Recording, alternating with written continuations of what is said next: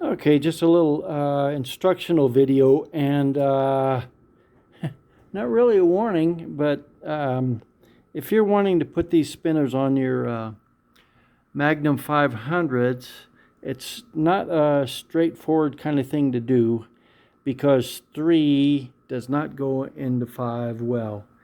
And when you're doing this, you can see the inner piece is actually clocked to fit in with the hubs here, or the actual spokes here to fit in there. So you have these 4 holes. The close ones are for the hold down bolts. The outer ones are for a locating pin right there, which you can see. Now the trick to this, because Scott Drake gives you absolutely no instructions whatsoever, you need to, you can clock this any way you want as long as it's in the spoke.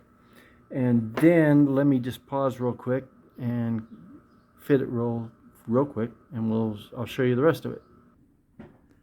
Okay, I'm going to try this. I don't think it's going to work really well one-handed. But as I said, there's 2 holes for the locating pin. They're kind of offset.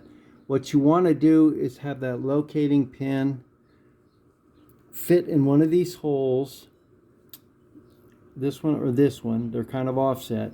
Fit in there, and then get your 2 bolts in there to line it up. What you want is to have one of these spinner arms to be pretty much exactly lined up with one of the spokes.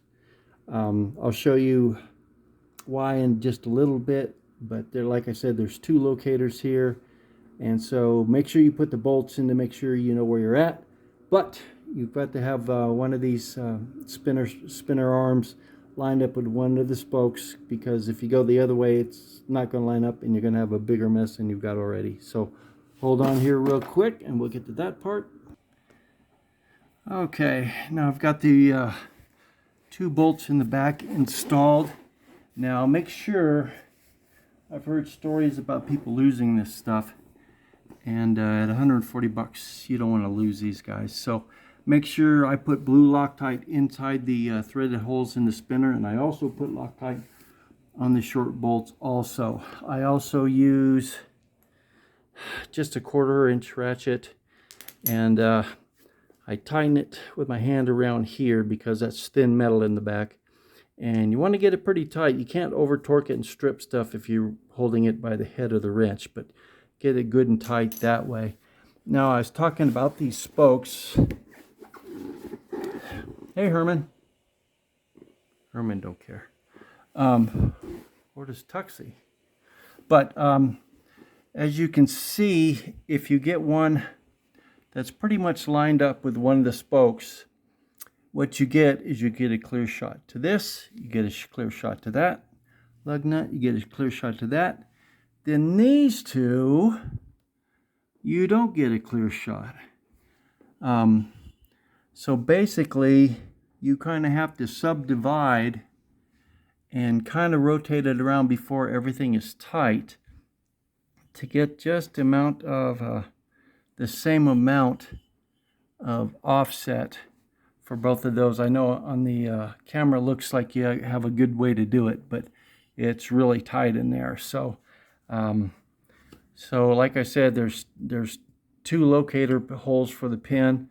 One's right, which is make sure one of these spokes, spinner spokes or arms, whatever you want to call them, is pretty much lined up with one of the regular spokes, and tighten down and good.